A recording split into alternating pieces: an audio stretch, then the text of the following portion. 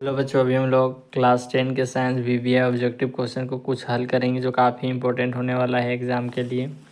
चलिए हल करते हैं। अगर वीडियो आपको अच्छी लगे तो लाइक और सब्सक्राइब जरूर करें, आने वाला नोटिफिकेशन आपको मिलता रहे। चलो क्वेश्चन नंबर 1 को हल करते। कहता है क्या है, प्रकाश की किरणें गमन करती है। तो प्रकाश की किरणें कैसी गमन करती है? सीधी रेखा में गमन करती है। दूसरा नंबर देखिए क्या कहता है, प्रकाश तरंग उदाहरण है। प्रकाश तरंग का उदाहरण क्या है? विद्युत चुंबकीय तरंग का एक उदाहरण है। 3 नंबर देखिए, निर्वात में प्रकाश की चाल होती है तो क्या होती है? 3 × 10⁸ मीटर पर सेकेंड होती है। काफ़ी इंपॉर्टेंट है बच्चों। 4 नंबर देखिए, समतल दर्पण में प्रतिबिंब की प्राकृति क्या होती है? तो समतल दर्पण में प्रतिबिंब की प्राकृति क्या होती है? आभासी तथा सीधा होती है।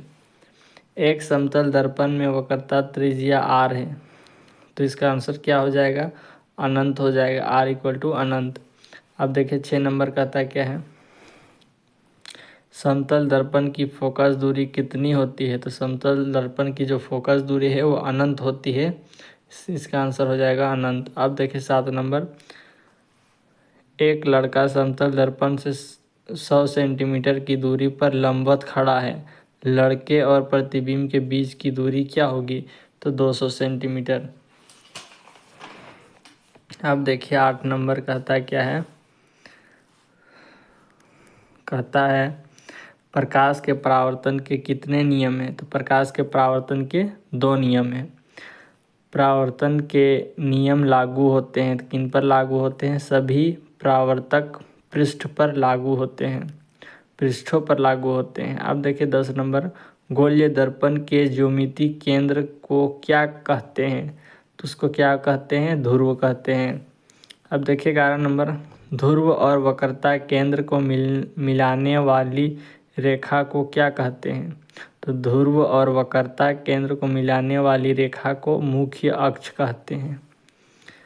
12 नंबर देखिए कहता है क्या है, किसी गोलीय दर्पण की फोकस दूरी उसकी वक्रता त्रिज्या की क्या होती है? तो हमेशा किसी गोलीय दर्पण की फोकस दूरी उसकी वक्रता त्रिज्या की आधी होती है। अब देखिए 13 नंबर, अभिसारिक, इसका आंसर क्या हो जाए? अभिसारी, अभिसारी दर्पण है। अभिसारी दर्पण क्या हो जाएगा? अवतल दर्पण। अवतल दर्पण एक अभिसारी दर्पण है। अभिसारी का मतलब क्या होता है कि एक बिंदु पर आके मिल रहा है, कोई लाइट यहाँ फोकस कर रही है और एक बिंदु पर मिल रही है, उसको क्या बोलते हैं? अभिसारी दर्पण। तो उसका आंसर क्या हो जाएगा? अवतल दर्पण।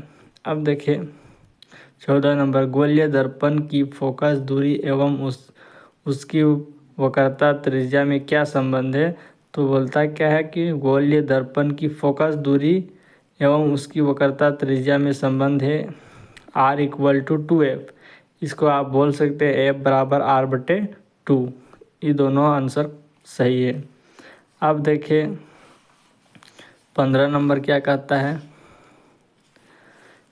एक गोलीय दर्पण की वक्रता त्रिज्या 20 सेंटीमीटर है, इसकी फोकस दूरी क्या होगी? तो फोकस दूरी निकालने के लिए क्या करते हैं, f = r/2, त्रिज्या का मान दे देंगे 20/2।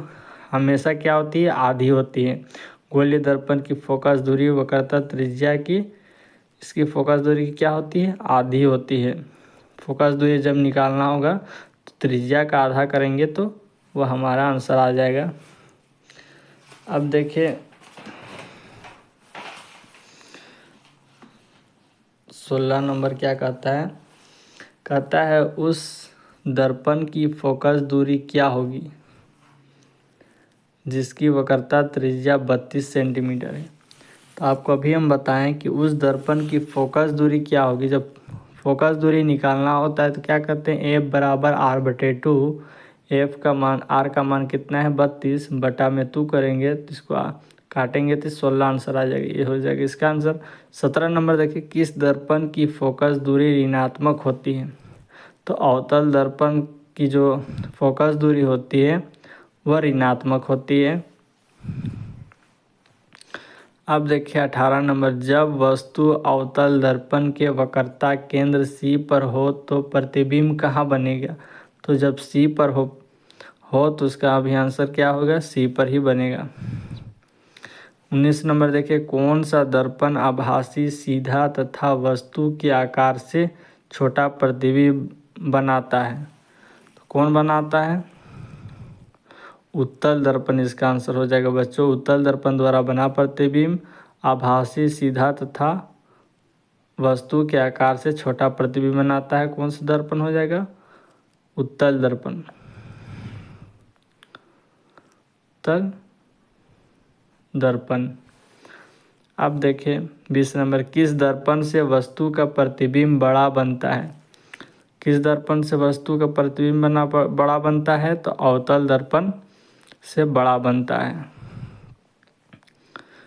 अब देखिए 21 नंबर, अवतल दर्पण में वस्तु का प्रतिबिंब होता है। तो अवतल दर्पण में जो होता है प्रतिबिंब, वस्तु का प्रतिबिंब कैसा होता है? आभासी और वास्तविक दोनों होता है।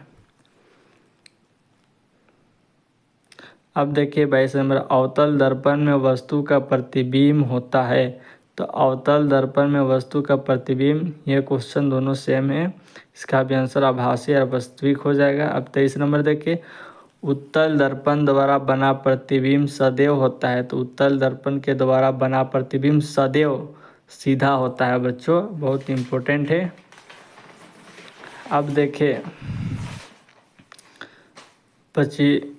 24 नंबर कहता है क्या है? उत्तल दर्पण द्वारा बना प्रतिबिंब होता है। तो उत्तल दर्पण द्वारा बना प्रतिबिंब क्या होता है? आभासी तथा सीधा होता है। अब देखिए 25 नंबर, दर्पण सूत्र है। तो दर्पण सूत्र पूछ दे तो आप आंसर क्या हो जाएगा? 1/v + 1/u = 1f।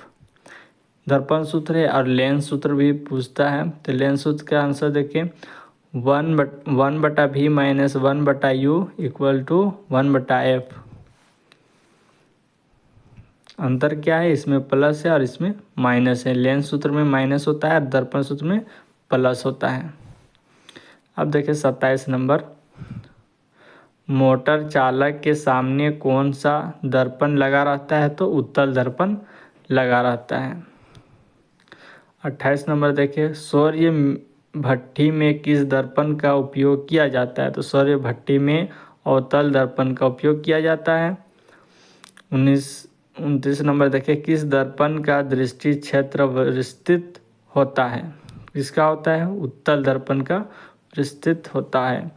30 नंबर देखिए, किस प्रकार का लेंस वास्तविक उल्टा तथा वस्तु के आकार से बड़ा प्रतिबिंब बनता है, मतलब बनाता है? तो उत्तल लेंस जो है, किस प्रकार का लेंस वास्तविक उल्टा तथा वस्तु के आकार से बड़ा प्रतिबिंब बनाता है? तो उत्तल लेंस जो है बड़ा प्रतिबिंब बनाता है। अब देखिए 31 नंबर, किस प्रकार का लेंस आभासी सीधा तथा वस्तु के आकार से छोटा प्रतिबिंब बनाता है? तो अवतल लेंस। हेलो बच्चों, अगर वीडियो आपको अच्छी लगी है तो लाइक और सब्सक्राइब जरूर करें, क्योंकि आने वाला नोटिफिकेशन आपको मिलता रहे।